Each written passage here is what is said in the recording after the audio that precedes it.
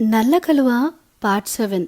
వేద్ ఇంకా వైషు తన వైపే చూస్తూ ఉండేసరికి, రే విశ్వ, తను మనతో కాలేజ్లో చదివిన నిహారికరా, అప్పుడే ఎంత అందంగా ఉండేది, ఇప్పుడు అసలు ఏమన్నా ఉందా, సూపర్రా, అసలు అందం అంటే అది, పాల మీగడ్లా ఎంత వైట్గా ఉంటుందో అని మళ్ళీ వైషు వైపు చూసి, కొందరుంటారు నల్లపిల్లిలా అని రెక్లెస్గా వైషు వైపు చూస్తూ అంటాడు వేద్.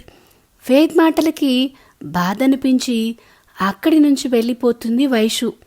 వెళ్తున్న వైషు వైపే చూస్తూ, ఎందుకురా తనని అలా బాధ పెడతావు అని విశ్వ అడిగేసరికి, నీకు తెలుసు కదరా, అందంగా లేని వాళ్ళు నా సరౌండింగ్స్లో ఉంటే నాకు నచ్చదు అని. అయినా నీ వల్ల, మా పేరెంట్స్ వల్ల తను నా చుట్టుపక్కల తిరుగుతుంది. అయినా మీకోసం భరిస్తుంటే నువ్వేమో ఆ అమ్మాయితోని రాసుకుని పూసుకొని తిరుగుతూ ఉంటే నాకు చిరాగ్గా ఉందిరా అని అంటాడు వేద్. వైషు మంచిదిరా, తనని సరిగ్గా చూస్తే తను ఎంత అందంగా ఉందో నీకే కనిపిస్తుంది అంటాడు విశ్వ. నాకు దాని నల్ల రంగు తప్ప ఏమీ కనబడదు. అయినా దాని మీదేం నాకు పగా ప్రతీకారాలు లేవు. ఇంకా చెప్పాలంటే కొన్ని సంవత్సరాల నుంచి చూస్తున్నా కాబట్టి కొంచెం అలవాటైందనే చెప్పాలి. అంత మాత్రాన తను మన లైఫ్లో ఉంటుందంటే ఐ డోంట్ యాక్సెప్ట్ అని చెప్పి తను కూడా అక్కడి నుంచి వెళ్ళిపోతాడు. అన్నింట్లో మంచిగానే ఉంటాడు, కానీ ఈ ఒక్క విషయంలో ఎందుకు ఇలా బిహేవ్ చేస్తున్నాడో అర్థం కాదు అని నిట్టూచి తన పనిలో తను పడతాడు విశ్వ. ఒక కేఫ్లో ఎదురెదురుగా కూర్చొని ఉంటారు వేద్ ఇంకా నిహారిక. వేద్, ఏం ఆలోచించావు నా ప్రపోజల్ గురించి? మా ఇంట్లో మ్యాచెస్ చూస్తున్నారు, నిన్ను కాదని వేరే వాళ్ళని చేసుకోవడం నాకు ఇష్టం లేదు అని చెప్తుంది నిహారిక. వేద్ మాత్రం కూల్గా తన క్యాపిచినో తాగుతూ ఉంటాడు. వేద్, ప్లీజ్ ఆన్సర్ మీ యార్ అని అసహనంగా అడుగుతుంది.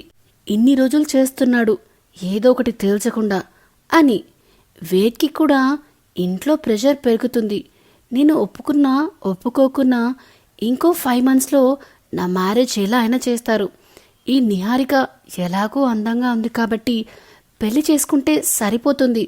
అప్పుడు ఆ సౌందర్య రాశి ఇచ్చిన శాపం కూడా నెరవేరదు అని ఫిక్స్ అయ్యి, ఓకే నిహారిక, నిన్ను పెళ్లి చేసుకుంటాను అంటాడు. రియలీ అని 1000 watts బల్బు వెలిగేంత వెలుగు మొహంలో నింపుకుని అడుగుతుంది నిహారిక. హా నిహా, మనిద్దరం ఒకరి పక్కన ఒకరం పర్ఫెక్ట్గా సెట్ అవుతాం కాబట్టి నిన్ను పెళ్లి చేసుకోవడానికి నాకెలాంటి ప్రాబ్లం లేదు అంటాడు వేద్ బాబు ఎలాంటి యాంగ్జైటీ లేకుండా.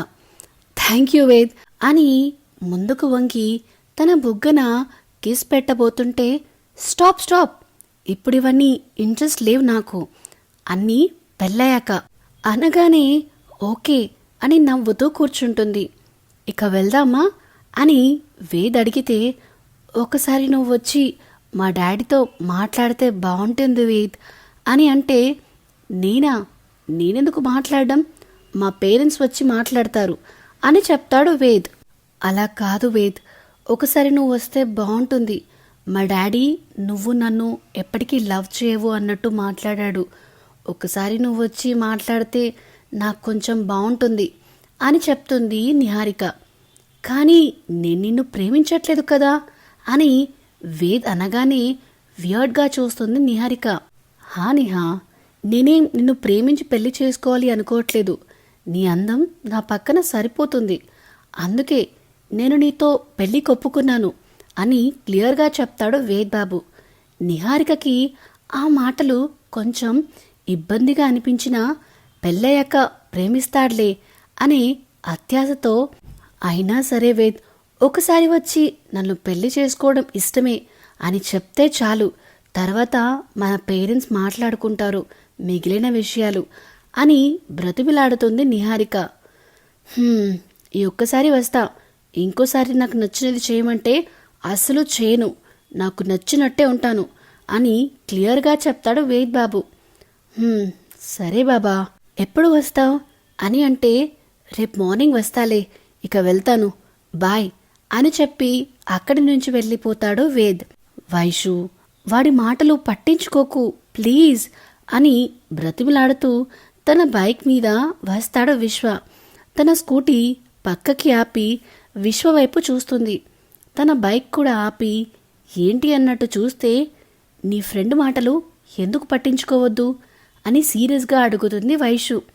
అది వాడు మంచివాడే, కానీ ఈ ఒక్క విషయంలో అని విశ్వ అంటూ ఉండగానే, షటప్ విశ్వ, ఇంకోసారి నీ ఫ్రెండ్ని సమర్థిస్తూ నా ముందు మాట్లాడావనుకో ఊరుకొని చెప్తున్నా అని సీరియస్గా అనగానే విశ్వ కామ్ అయిపోతాడు.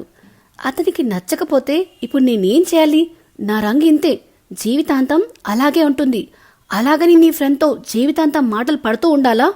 అసలు నన్ను అనడానికి వాడికేం హక్కుంది అని కోపంగా అనేసరికి విశ్వ కూడా నిజమే అనిపిస్తుంది. ఎన్నిసార్లు తను కూడా సహిస్తుంది అని అనుకోకుండా ఉండలేకపోతాడు. అలాగని తన ఫ్రెండ్ గురించి అలా మాట్లాడుతూ ఉంటే తట్టుకోలేకపోతుంటాడు. అతను అలా ఎందుకు మాట్లాడాడో అర్థం చేసుకోలేనంత పిచ్చిదాన్ని కాదు. నిన్నెక్కడ నా వలలో వేసుకుంటాను అని నీ ఫ్రెండ్ భయం. నేనేం నిన్ను ఆ దృష్టితో చూడట్లేదని, మన మధ్య ఉన్నది కేవలం ఫ్రెండ్షిప్ మాత్రమే అని అర్థమయ్యేలా ఆ బుద్ధ అవతారానికి చెప్పు. ఇంకోసారి నన్ను తక్కువ చేసి మాట్లాడితే మాత్రం ఇలా కామ్గా ఉండను అని చెప్పి తన స్కూటీ స్టార్ట్ చేసుకుని వెళ్ళిపోతుంది. వెనకాలే ఒక నిట్టూర్పు విడిచి విశ్వ కూడా వెళ్తాడు. సో ఇదేనండి నల్ల కలువ పార్ట్ 7. ఇప్పటికైనా అర్థమయ్యాయా Ved feelings? It's not jealousy. And last వరకు వేద్ మారొచ్చు, మారకపోవచ్చు. మీకేమనిపిస్తుంది? మీ అభిప్రాయాలన్నీ మన కామెంట్ బాక్స్లో మెన్షన్ చేయండి. అన్నిటికంటే ముందు ఈ వీడియో కనుక మీకు నచ్చినట్టయితే ప్లీజ్ లైక్ అండ్ షేర్ చేసుకోండి. అలానే ఇలాంటి కొత్త కథల కోసం మన channel the novel whisperer with Vinyani subscribe చేసుకోండి. Thank you, bye.